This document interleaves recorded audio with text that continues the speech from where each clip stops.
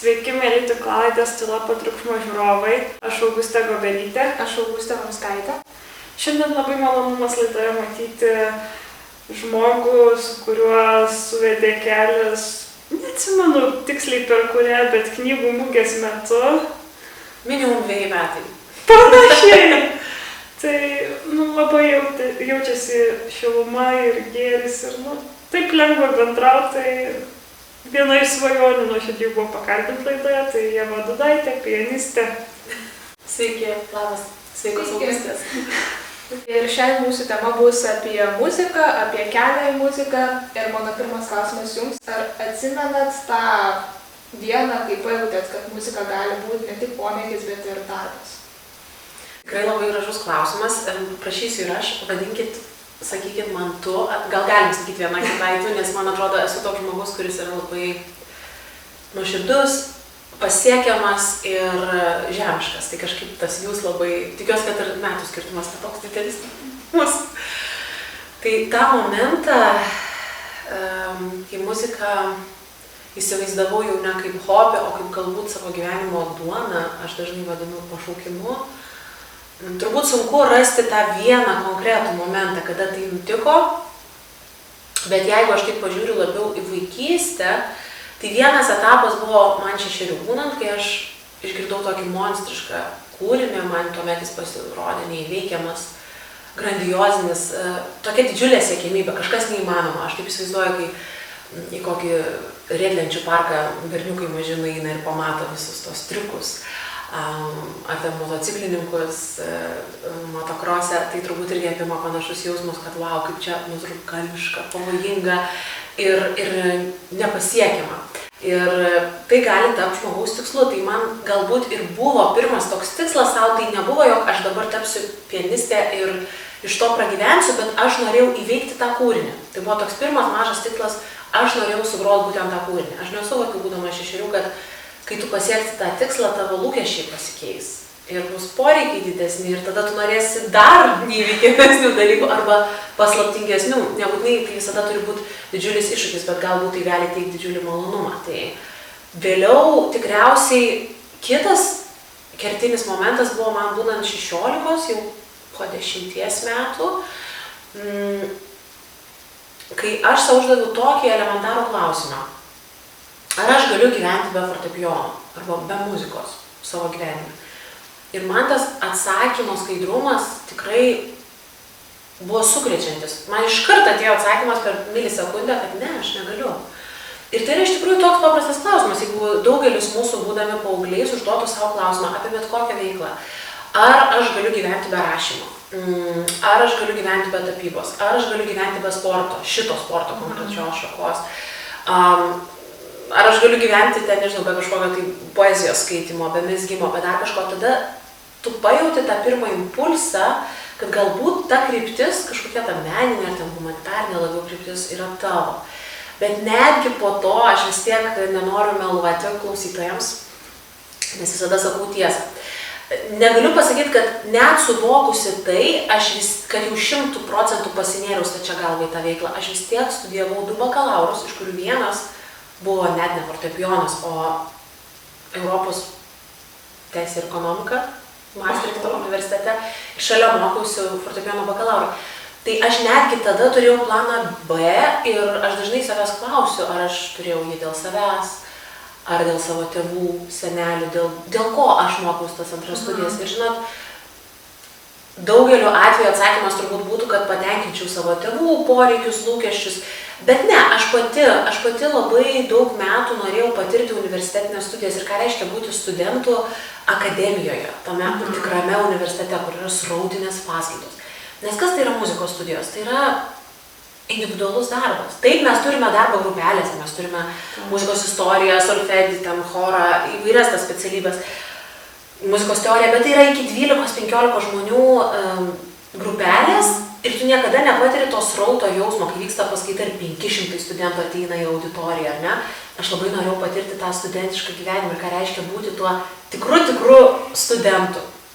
Tai aš negaliu pasakyti, kad tai buvo dėl kitų, bet pamenu tuos kelis momentus, kurie mane atvedė čia, bet aš netgi tada tai suvokusi vis tiek pasilikau erdvės o kas jeigu aš kaip moteris suvoksiu, kad man yra vis dėlto nesuderinama tai su motinystė, su kitais savo poreikiais ir vis tiek dar aš baigiau ir šalia dar kitą kelią, kitą profesiją. Kodėl būtent pianinas, o ne koks nors kitas instrumentas? Čia iš tikrųjų geras klausimas. Aš, kai turėjau patikrą, 6 metukų, tą vadinamą muzikos žinių patikrinimą, klausos patikrinimą, buvo svarstyta ir smuiko klasėje vieta, bet galbūt dėl to, kad mano buvo tuo metu ganėtinai ilgi pirštukai ir pakankamai subrendusi plaštaka tokio amžiaus vaikui, kažkaip man vis dėlto kryptelė link fortepijono klasės, tai aišku yra viena populiariausių specialybių muzikos mokykloje, bet fortepijonu grojo ir mano mamytė, jinai yra baigusi kanklių specialybę, chorinį dirigavimą, tai yra tokia meninė gyslelė šeimoje ir jinai grodavo fortepijonu. Kažkaip turbūt, gal čia kažkoks iš sėkmės faktorius ar netikėtumo įvyko, bet aš tikiu, kad man buvo lemta groti būtent fortepijonu. Gal dar dėl to, kad grojimas fortepijonu, reikia suvokti, yra labai kompleksinis smegenims. Nes darbo prasme visais instrumentais reikia įdėti be galo daug metų darbo. Ir tarkim, smuiku yra be galo sunku intonuoti, tiesiog pataikyti garsą. Rodos fortepijonas toks paprastas instrumentas. Prieini, paspaudi mygtuką, kurį mes vadinam klavišu, ir jums skamba. Taip, pirmieji žingsniai prie fortepijono yra daug lengvesni negu prie smuiko, negu prie fleitos, negu prie saksofono. Bet kai jau tu įgauni tam tikrą techniką įgūdžius, tada atsiranda, tu vienu metu esi orkestras, tu negroji vienos melodijos kaip daugelis instrumentų, kuriems reikia akompanimento. Tau reikia pačiai groti ir melodiją, ir akompanimentą, ir kartais net ne 2, 3, 4 balsus, tu esi ištisas choras, arba toks kaip 70 žmonių orkestras, ar ne, atlieki tiek melodijų, tai smegenyse tas darbas, kuris vyksta, jis yra be galo stimuliuojantis ir labai labai aktyviai dirba smegenys. Ir man atrodo, mano vaikystės patiko tokios veiklos, mane tai traukė. Tai manau, kad tikrai man labai tinka ir lemta buvo. Ar išvykimas mokytis į užsienį kaip nors pakeitė jūsų požiūrį į muziką? Ne tik į muziką, į gyvenimą, į pasaulį. Nes pirmas ir pagrindinis dalykas, kurį kiekvienas galime savo pritaikyti, net kai tu išvažiuoji atostogų į užsienį. Arba trumpam laikotarpiui, tarkim, Erasmuso studijoms, mainams. Nekalbu apie tai, jeigu tu išvažiuoji bakalaurą mokytis 4-3 metus ar magistrą. Tu tiesiog suvoki, kad tu gyvenai burbule, kuris vadinasi Lietuva. Ir tai yra labai mielas ir minkštas burbulas. Viskas su juo yra gerai. Jis yra nuostabus, jis yra saugus, jis yra pažįstamas. Bet tai yra tik vienas iš burbulų. Ir man jis labai greit sprogo 17 metų, nes aš tiesiog pamačiau pirmą savaitę homoseksualų porą, susikibusią rankomis, bevaikštančią. Pamačiau, kaip valgykloje rankomis valgo iš Bangladešo kilęs mano kursiokas, kaip musulmonė mano kambariokė 5 ryto kiekvieną rytą statosi žadintuvą ir meldžiasi ir pakelia visas mus 3 likusias kambariokės. Ir tiesiog pamačiau, kad yra daug būdų, kaip gyventi. Vieni labai taupus, kiti švaistosi, atrodo, tais pinigais į kairę į dešinę. Vieni eina į bažnyčią, kiti ne. Vieni labai nusistatę tam tikrom temom, kiti be galo liberalus. Ir aš tai vadinu tolerancija. Mane tikriausiai, ko labiausiai išmokė gyvenimas užsienyje, tai yra tiesiog priėmimas. Kitų žmonių, kitų kultūrų priėmimas. Tau nereikia jų iki galo suprasti. Tau net nereikia su jomis gyventi kasdieną. Bet juos priimti kaip lygiaverčių žmonės, kad jie irgi egzistuoja, jie turi savo būdą, yra labai naudinga ir iš to tu gali tiek daug išsifiltruoti, nes tu pamatai labai daug neigiamų dalykų, su kuriais tu visiškai nesutinki. Bet tu gali juos ten ir palikti, nereikia klijuoti etikečių, nereikia vertinti, bet tu jauti, kad tai tau nepriimtina. Bet galbūt tu pamatai kitą būdą, kaip pasiekti savo tikslą, nes iki šiol tau atrodė, kad vienintelis tikslas yra taip, kaip mes lietuviai pratę.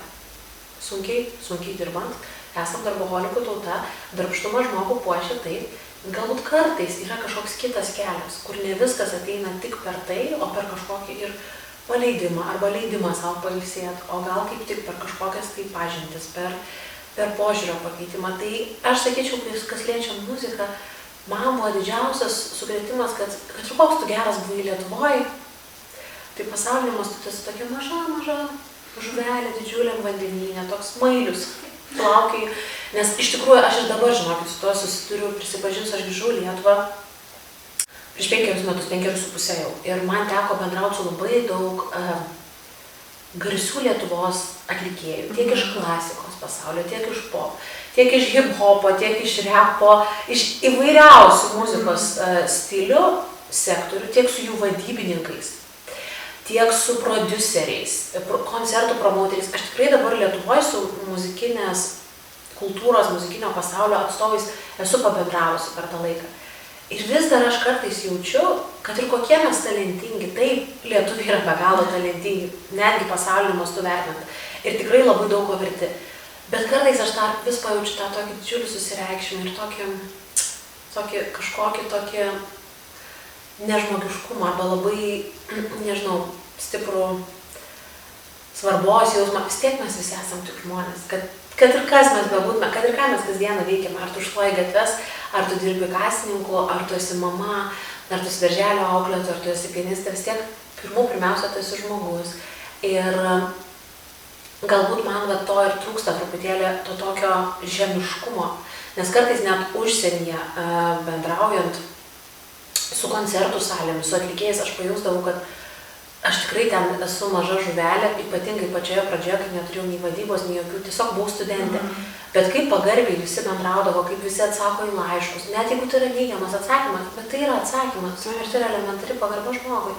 Tai mane to ir išmokė, kad nesusireikšminti, kad ir koks tu geras čia savoj dirboj, esi tas, nežinau, burokėlis, nuvažiavęs į pasaulinę dirbą, tu pamatai, kad oho, kas ten želia ir kas ten bujoja. Tai tikrai labai trūksta kartais tokio elementaraus žmogiškumo Lietuvoje ir tokio tiesiog paprastumo. Tiesiog atsakyti žmogui, tiesiog bendrauti žmogiškai. Ir tikrai manau, kad va šitoj vietoj mums dar galima padirbėti, nes, pavyzdžiui, turiu tokią patirtį, dalyvavau muzikinėje kaukėje šį pavasarį. Atsimenu, stebėjau įdomu. Bet kas įdomiausia, ir aš aišku, kad kaip įkeldavau kažkokį tai pasidalinimą, tarkim, savo istoriją, ne 24 valandas, kuri sukasi kažkokiam socialiniam tinkle, tai tikrai buvo keli lietuvių atlikėjai, kurie arba bent širdelį uždėdavo, arba, tarkim, toks Linas Adomaitis net parašė man nuostabią žinutę, labai šiltą. Bet patikėkit, toli gražu ne visi lietuviai ten, tu matai, kad pamatė, bet nesureagavo niekaip, arba tiesiog paliko tyloj, bet kai aš paspaudžiau ir pažymėjau Norah Jones, kuri yra pasaulinio lygio atlikėja, jinai man atsiuntė žinutę. Gal ne jinai, gal jos vadyba, gal tai nebuvo jinai, bet tai yra elementarus malonumas. Kai aš pasidalinau ir į tokio lygio žvaigždę pažymėjau kaip Jennifer Lopez, jinai uždėjo širdelę. Ne tik, kad pamatė, bet kažkaip sureagavo. Tai galbūt tai buvo jos pasamdyti žmonės, bet aš ne apie tai, aš apie pačią žinutę, kurią tu siunti kaip atlikėjas. Ir apie tai, kad mes esam visi lygiaverčiai ir mes esam tiesiog žmonės ir to nereiktų niekada pamiršti. Kaip gera klausyti, kad daugiau tokių žmonių būtų. Ką tau reiškia autentiškumas muzikoje? Ar tai galbūt kyla iš technikos ar iš šiaip gyvenimiškos patirties? Autentiškumas tai yra mano balsas ir tai yra mano galia. Bet dabar kaip apibendrinti ir apibūdinti tą balsą, ne kaip jį iš vis kažkam išsigryninti. Tai visų pirma, tai yra toks, galbūt sakyčiau, lengvas pamišimas, netgi sakyčiau, toks fanatiškumas, ar ne, nes tave vis tiek užvaldžiusi tavo būdu tą muziką, vienaip ar kitaip. Bet aš perfrazuočiau, tai nėra tas išprotėjiškas pamišimas, tai yra labiau drąsa, betodaiška drąsa. Ką tai reiškia? Būti visiškai ištikimam savo ir klausytis to vidinio balso. Tai yra labai sunku, nes mes gyvename dažnai visuomenė, kur yra pilna automatinių atsakymų, kuriuos mes jau susikūrėme, bet tai yra tik mūsų mintis apie situaciją, tai nesame mes. Ir mes dažnai tikrai turim tokių susikūrę stereotipinių, kad man nepasiseks, o ką jie pagalvos, man visada tai būna, aš nevykėlis, aš toks ir toks. Ir visą laiką tas toksai neigiamas kažkoks kaltinimas savęs arba savęs smerkimas, jisai dažnai būna, ypatingai jeigu pas žmogų yra savivertė. Ypatingai moteris yra linkusios viską per daug, kaip sakom, overthinkinti, per daug pergalvoti. Tai aš manau, kad tai yra gan baisu, dėl to ir reikia tos drąsos, reikia būti lengvai pamišusiu esu toj savo srity, bet tas autentiškumas yra visiškai įsigryninimas, ar tai kyla iš manęs, ar tai kyla iš kitų. Kodėl aš kažką darau? Jeigu aš atlieku kūrinį, labai aukštam lygiai, ir aš jį atlikau, ir aš nusilenkiau, ir išėjau iš scenos, ar ne? Netaręs nė žodžio. Tai yra mano pasirinkimas, kodėl aš tą darau. Galbūt nes aš noriu parodyti tam tikrai savo gebėjimus, savo meistriškumą, ar ne? Galbūt nes aš esu introvertas ir aš iš tikrųjų nenoriu kalbėti su publika. Bet, pavyzdžiui, aš negaliu taip nulipti nuo scenos, aš turiu bent žodį pasakyti publikai, nes aš visada labai norėjau būti ryšyje su jais, nes be publikos aš būčiau niekas, aš esu jam labai dėkinga ir tai yra labai išgiliai ir labai daug metų brendę ir tai yra labai nuoširdu. Tai ką noriu pasakyti, kitam atrodo, gal jinai čia vaidina, gal jinai čia dėl marketingo tikslų susigalvojo, kad jinai dabar bendrus, na ne, tam yra esmė. Tu gali pusę metų, 3 mėnesius ten kažką apsimesti, nu ten tarkim tavo vadyba tau pasako, o galėtum dabar taip ir taip, vieną, nu gal 2 kartus tu gali, bet tu negali 29 metus būti nesavimi. Tai apie tai ir kalbu, kad galbūt baisiausia ir tas autentiškumas tai yra tiesiog iškirsti, kas yra tavo arkliukas. Ir tai gali būti repertuaro klausimas, tai gali būti iš vis, kaip tu tos savo koncertus konstruoji, kaip tu juos vedi, ar juos veda vedėjas, ar tu pats, ar tu improvizuoji per koncertus, ar tu groji kitų žmonių parašytą muziką, ar tu grosi savo kūrybą. O galbūt tu darysi kolaboracijas, galbūt tu dabar dirbsi su reperiais, galbūt tu pasikviesi tapytojams scenos, kurie tavo muzikai skambant tapys paveikslus, arba didžėjų, arba solistą kokį nors, dainininką, kitą instrumentą, ar tu grosi trio, ar tu grosi ansamblinę muziką, ar tu būsi tik solistas, ar tu iš vis nori groti su orkestru. Aš kalbu, kad tas autentiškumas jisai gali ateiti, ar tu būsi pop dainininkas, nežinau, R&B atlikėjas, tai visa tai yra baisu kažkaip įsigryninti tą vieną nišą, nes atrodo, kad o gal čia klaida, gal aš neteninu, kaip kiti mane vertins. Labai daug yra visokių baimių tą akimirką, kai tu bandai išgirsti, nes atrodo, kelių yra 100. Aš galiu kurti muziką, aš galiu nekurti muzikos. Aš galiu kolaboruoti, aš galiu visada būti vienas. Ar man yra labai svarbu būti solistu ir būti vienam scenai, ar man smagu dalinti sceną. Tai va, tas autentiškumas jis toks ir yra, jis turi būti labai gilus ir labai išjaustas ir tu mokaisi to visą savo gyvenimą. Tai nereiškia, kad tu dabar 26 nusprendei ir dabar 56 tu lygiai toks pat būsi. Turbūt tu irgi keisiesi.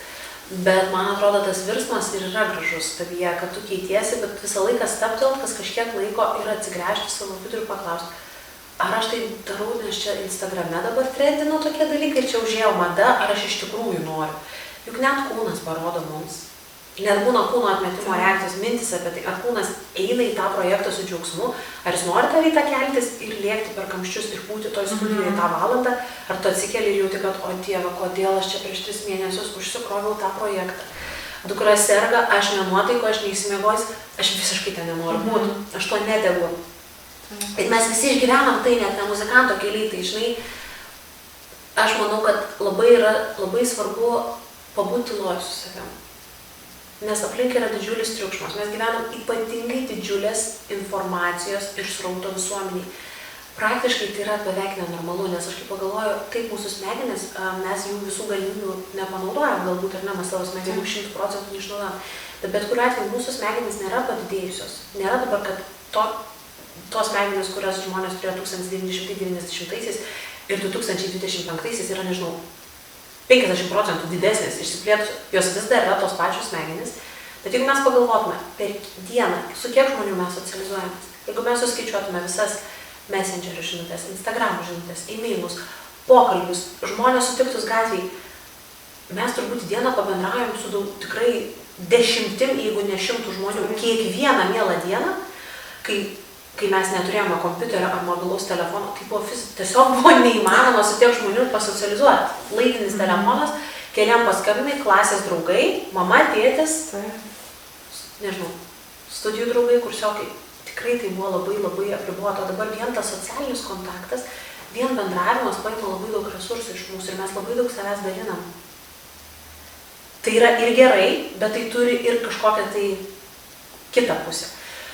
Tai va tam triukšme tu dažnai pameti ir aš pati pajaučiu, kaip aš pamatau kažkoks, ten kažkoks atlikėjas tą sugalvoja tą, ką aš jau gal seniai prieš 5 metus turėjau mintį, arba iš vis negalvoju apie tai, čia man visiškai sprogimas įvyko.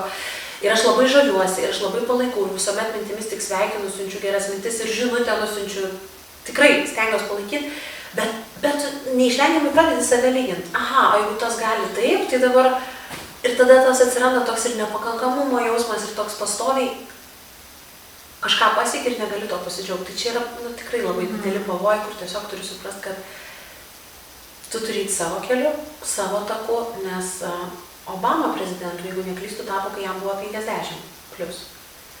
Trumpas tapo prezidentu tos pačios šalies, Jungtinių Amerikos valstijų, kai jam buvo 70+. Jie abu atėjo į tą patį tašką, bet 20 metų skirtumų.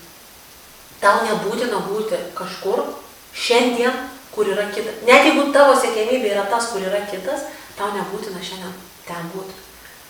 Tu gali turėti viską.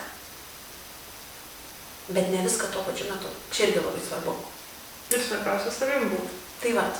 Ir eiti į tą tašką savo greičiu, su savo galimybėm, su savo patirtim. Nekopijuoti kitų, nebandyt kuo greičiau ten kažką padaryti dėl to, kad kitas padarė.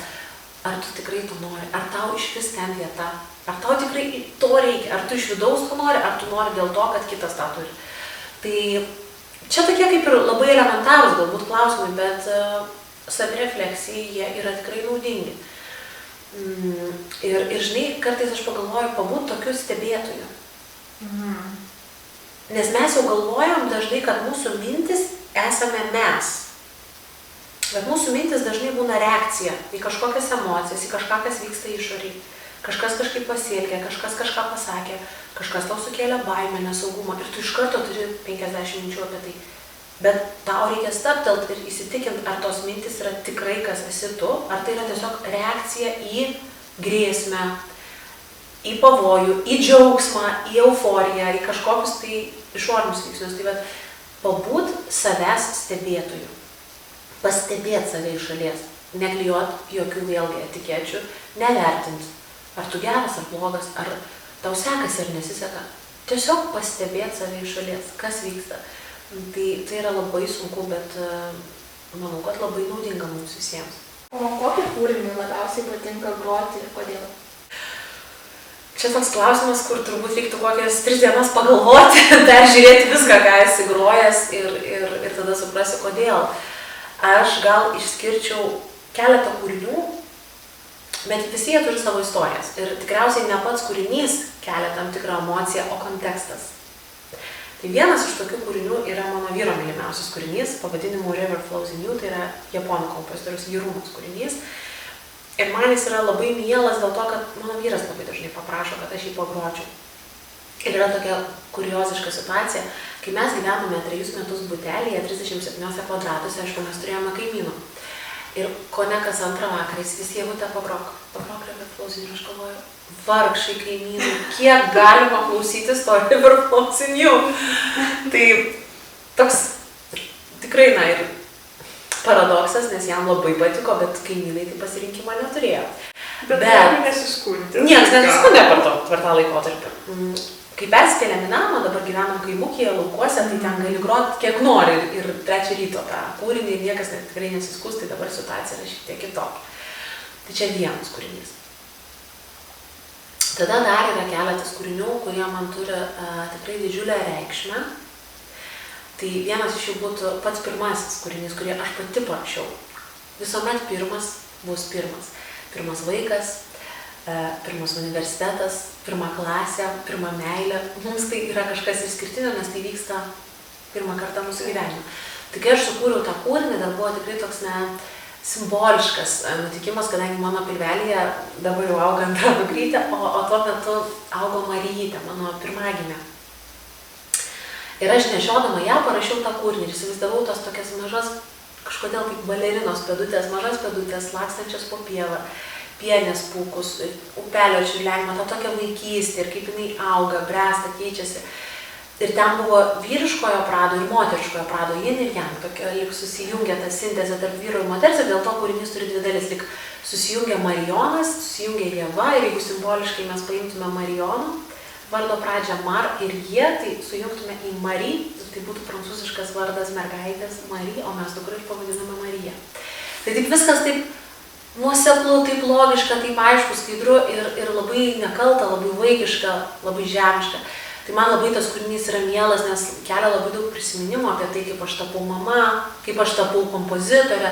Tai daug pirmų kartų. Na, o dar vienas kūrinys, kuris mane iš tikrųjų privedė iki gilių ašarų, tai irgi yra mano kūrybos kūrinys, tai yra tango. Ir aš jį parašiau girdėdama viduje orkestruotę, bet aš jį parašiau solo fortepijonui ir išleidau taip savo vinilę. Bet tada, kai mes ruošėme su komanda areninį šou, Grand Piano šou, aš paprašiau aranžuotojo, gitaristo Mindaugo Stumbro, kad jis parašytų, pagaliau aš norėjau išgirsti, kaip tas kūrinys iš tikrųjų gyvai skambėtų, jeigu grotų styginių kvartetas, jeigu grotų būgnai, jeigu dar prisijungtų gitara. Aišku, mes dar išsprendėm ir scenografiškai labai turtingai tą pasirodymą, mes turėjom oro akrobatę, mes turėjom 4 vyrus šokėjus, tokius tango pasadoblininkus, tokius tikrai labai gerus pramoginių šokių šokėjus. Ir mane dar įtraukė į tą visą šokį, tas būrys, tai tikrai mes turėjom tokią mini spektaklį scenoje, tai aišku, kad tas kūrinys buvo išpildytas 130% netgi, nes aš ne tik muzikinę jo versiją išgirdau, bet ir tą sceninį pastatymą. Bet aš kai pirmą kartą išgirdau, man tiesiog per repeticiją akis upeliais pasrūva, nes viena yra parašyti, viena yra girdėti viduje tą muziką savaip ir tada išgirsti ją gyvai, kai kiti žmonės atlieka ir suvokti, kad tai yra kūrinys, kurį tu parašei, kuris gali taip suskambėti ir taip atsiskleisti. Ir aš neslėpsiu sakydama, kad kam nenusiunčiu iš savo studijų laikų, ar ten vadybininkų, ar užsienio rinkos muzikos grandų, visi labai sužavėti tuo kūriniu ir tuo atlikimu ir labai stebisi, kad tikrai, wow, koks turtingas kūrinys ir kaip tango gali, nors tai yra senas ganėtinai žanras, turiu omeny, iš Argentinos kilęs ir vis tiek tas žanras turi savo daug pakraipų, bet kad jis 25 metais, 24 metais gali skambėti vis dar aktualiai ir vis dar įdomiai, nors atrodo labai daug grotas jau žanras, tai kažkaip man jis iki šiol kelia labai tokius šiurpuliukus malonius ir labai didžiulį euforijos jausmą. Kurio kūrinio kūrybinis procesas buvo įdomiausias, o kuris galbūt sunkiausias? Gal aš pasidalinsiu, kadangi dabar esu praktiškai išvakarėse savo naujojo albumo, tai aš tokį sneak preview padarysiu, nes nieko dar nesidalinau. Bet kadangi mano antrasis albumas pasirodys lapkritį ir mes jį įrašinėsime nuo spalio 20 dienos, tai ganėtinai greitai, aš labai jaudinuosi, be galo jaudinuosi, nes pirmą kartą visas mano albumas bus ruošiamas su prodiuseriu, labai žinomu Lietuvos prodiuseriu. Ir tai nebus tik vienas kūrinys, tai bus visi kūriniai albume bus prodiusuoti. Ką tai reiškia, kad tai nebus vien tik solo fortepijonas. Taip, jis bus pirmame plane, jis bus ant pjedestalo, bet šalia dar bus ir elektronikos, gamtos garsų, kitų instrumentų, kitų muzikos stilių, šitų dalykų dar negaliu išduoti, su kuo ten kolaboracijos vyks ir kas ten per kūriniai. Bet tikrai labai jaudinuos, nes, kaip sakant, fortepijonas vis tiek visą laiką yra toks solo instrumentas. Ir aš norėjau tą antrą albumą padaryti tokį šiek tiek kitokį.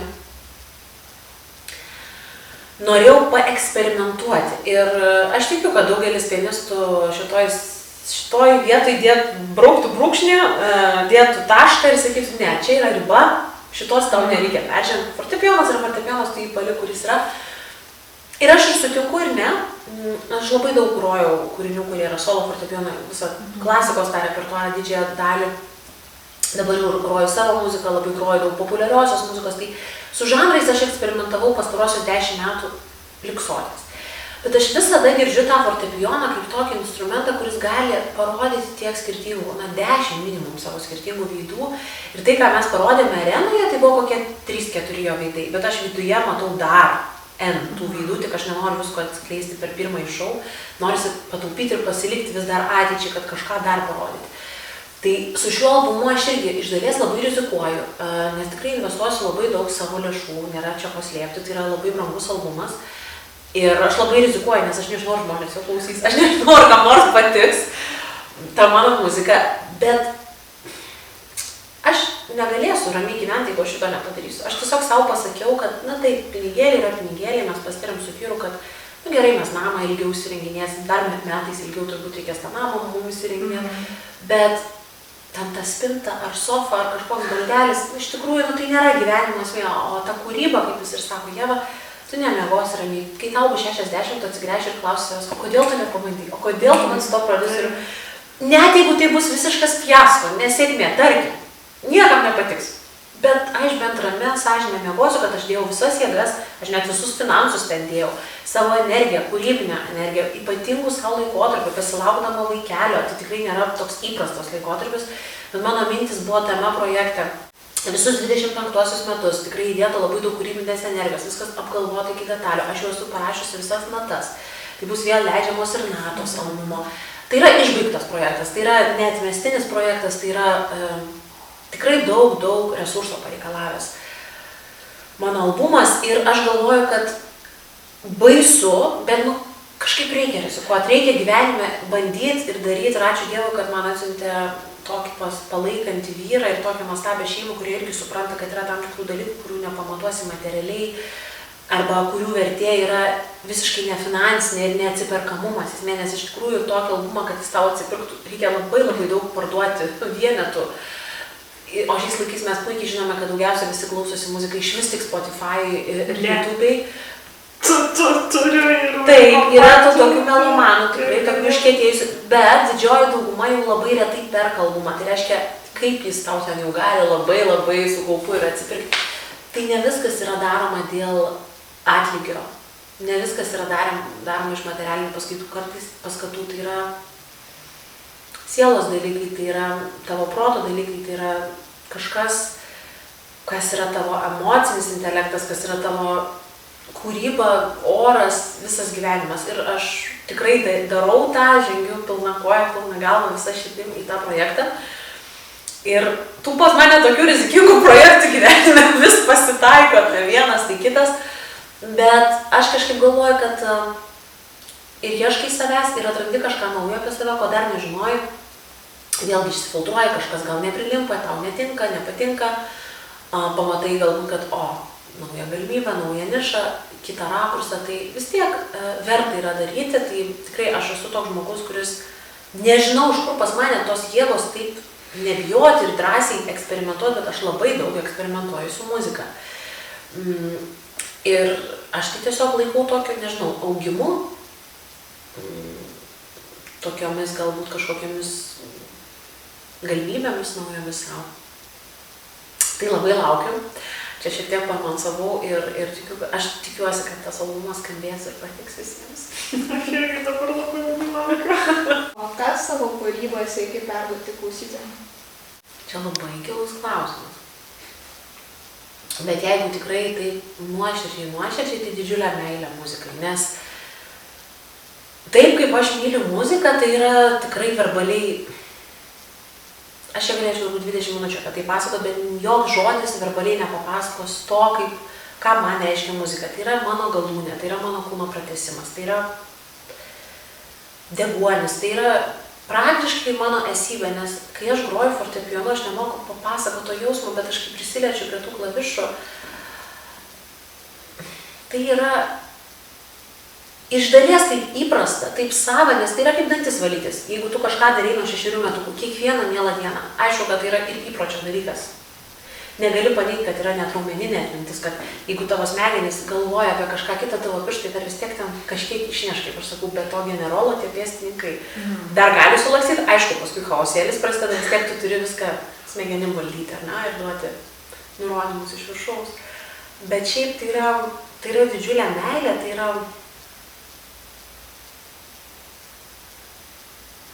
turbūt aš klausytojams, aišku, kad visada stengiuosi perduoti ir savo istoriją. Neįmanoma atskirti savęs nuo muzikos, nes dėl to kiekvienas tas atlikėjas ir yra toks unikalus, nes jis skambina, groja, dainuoja jam žinomų būdų per savo jutiklius, per savo mentalitetą, mąstymą, taip kaip jis augintas, taip kaip jis mato pasaulį. Neįmanoma savęs atsieti. Už tai nėra dviejų vienodų pianistų pasaulyje, nėra dviejų šokėjų vienodų ir visi turi tą savo kažkokį tai braižą. Bet man galbūt dar yra ta kita dalis, kur aš vis noriu ją akcentuoti, nes taip labai idealistiškai skamba tas grojimas fortepijonu, čia pūsta suknelė, prožektoriai, čia scena, čia plojimai, gėlės, taip, čia kokie 3%. Visko, ką jūs matot, taip, 5, tarkim, geriausiam scenarijui, 5%. Va, šiandien mane atvažiavo į namus, padažė mergaitė, gražus makiažas, šiandien lipsiu su šleifu, su gražia suknele, man plos moteris, vyrai, žmonės. Bet kiek už tos lygių sunkus darbo ir su fortepijonu noriu pabrėžti kitą dalyką. Bet būtent va čia yra kertinis skirtumas su kiti instrumentai, taip tu ruošiesi vienas, tu 1 valandas esi vienas. Bet vis tiek ateina momentas, kai jūs pradedat repetuoti. Ruoštis egzaminui, ruoštis koncertui, ruoštis konkursui ir tai jau yra su kitu instrumentu, nes smuikas dažniausiai su fortepijonu. Ta fleita su fortepijonu, violončelė su fortepijonu. Visi instrumentai, netgi arfa irgi dažnai turi pritarimą.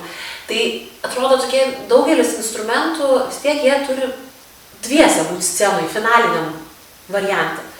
Fortepijonas ne. Jis visada gali būti vienas. Jeigu tu pasirinkai būti solistu, tai jūs pagalvokit, koks tai yra vienišas kelias. Kas tai yra 2 valandos į dieną, kas yra 3, kas yra 8 į dieną.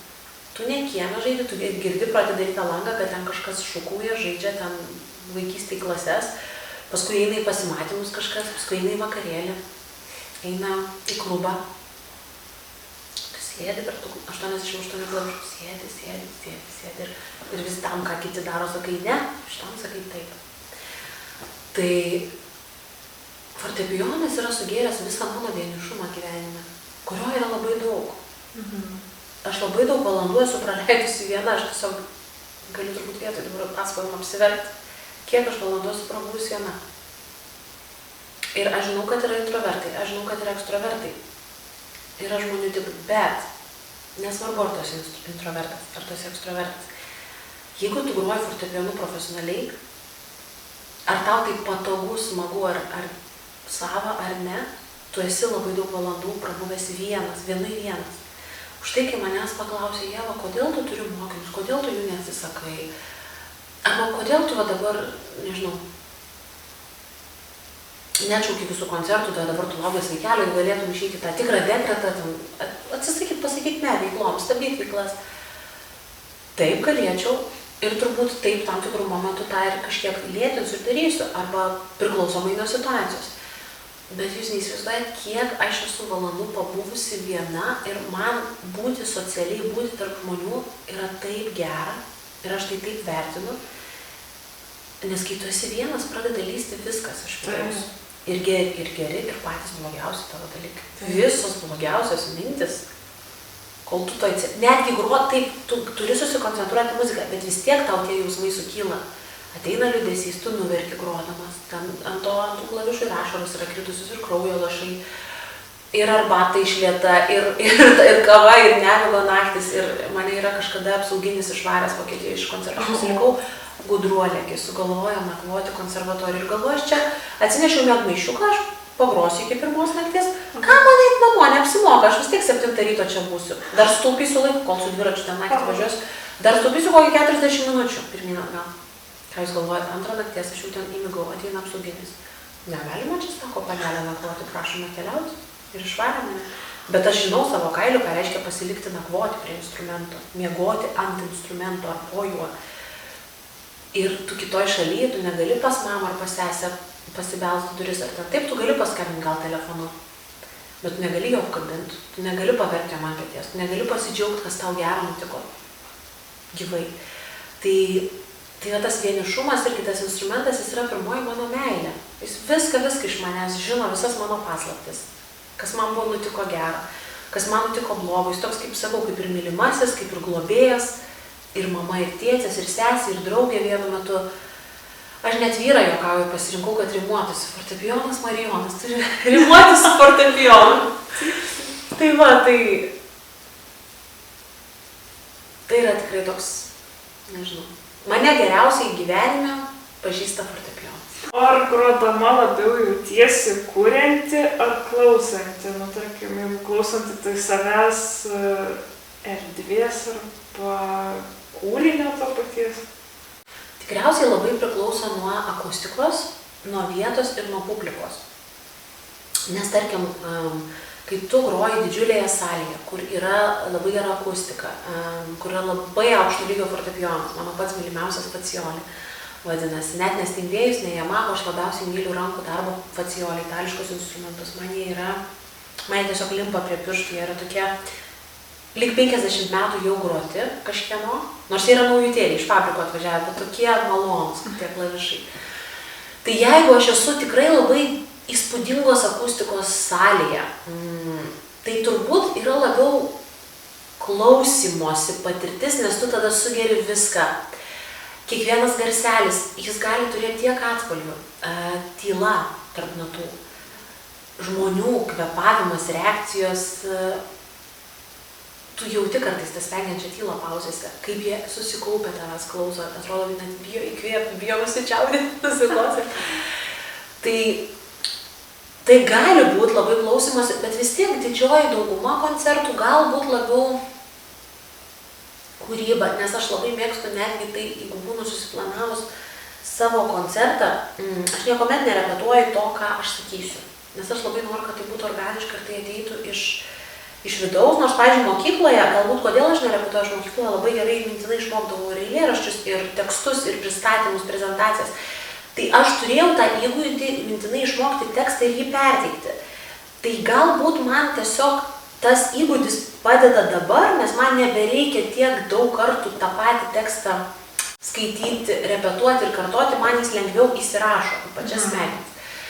Bet visada šilčiau, nuoširdžiau yra improvizuota, spontaniška, tikra, ką tu dabar. Tai netgi, kai aš turiu pasirodymą, tarkim šį vakarą, ne, aš žinau, kad aš turiu 3 kūrinius, bet aš žinau, kad tikrai aš paliksiu vietos ir netikėtumui. Tam faktoriui, kur niekas nesitikės. Gal net aš pati nesitikėsiu, kad aš taip pasielgsiu, bet kažką padaryti ne visai pagal planą, nes taip būna galbūt labai stresinių koncertų, kur labai mažai turėjai laiko pasiruošti. Iš tikrųjų būna, nutinka gyvenimas arba ten važiuoji per vieną vakarą 2 vietas. Tada yra saugiau laikytis kažkokio plano, nes tu žinai, kad ir taip yra daug streso. Pavyzdžiui, negalėjai turėti soundchecko. Tu nežinai, tu priliesi pirmą kartą klavišus, ar išeis garsas ar ne, ar pakankamai stipriai paspaudėme, ar pedalas grojant girgždės, ar jisai skleis garsas minkštas, ar jisai kietas. Ar aukštas registras briliantinis, ar jisai šaižus, ar žemas labai garsus, ar kaip tik labiau duslesnė pusė. Tu tiek nežinai nei akustikos, nei instrumento, tikrai būna, kad negali turėti soundchecko, kartais tai pasitaiko, aš stengiuosi taip negrot, bet tai tada ir taip jau daug streso lipti, arba nežinai, nusipirki batelius naujus, o dieve, gal kulniukas per aukštas, gal man ten nuslys pedalas spaudžiant, gal ten skleis garsą papildomą, gal keltis bus labai aukštas, skaudės spaudžiant tą pedalą. Šimtai minčių ir faktorių, kas gali ten nutikti, arba staiga nutrūks pasirodymo metu. Tai tu tada nebenori jau per daug improvizuoti, nes aš taip supranti, kad pats pasirodymas jau turi daug improvizacinių elementų, nežinomybės. Bet jeigu tai yra su soundchecku, su repeticija, pasiruošta tam pasirodymui 100%, kaip tu įsivaizdavai ir kaip norėjai, tada tikrai galima palikti vietos bendravimui su publika. Aš labai mėgstu interaktyvius koncertus, įtraukti, pavaikščioti tarp žmonių, užduoti jiem klausimus. Bet tai dažnai nebūna suplanuota iš anksto, tai būna momentinis dalykas. Tai tada tikrai yra kūryba, tada yra kūryba vietoje visiškai. Tai manau, kad sintezė tarp 2 dalykų visada, aišku, yra kūrybinis elementas ir yra tas klausimasis, nes ausis vis tiek yra tas organas, kuris mums padeda išgirsti muziką ir ją reprodukuoja. Tai, man atrodo, labai, labai svarbu nepamiršti ir tos ausies ir, aišku, tylos. Nes daugelis galvoja, kad muzikoje svarbiausias elementas yra natos, bet tyla yra irgi labai svarbus elementas, kuris užpildo muziką. Ačiū labai visiems, kad žiūrėjot. Čia buvo mūsų 13 laida. Labai ačiū Ievai, kad sutiko pakalbėti. Mano laimingas skaičius yra 13. Visą gyvenimą mane persikė 13, tai bus labai geras podcastas. Labai gera buvo klausyti, taip jauku savo.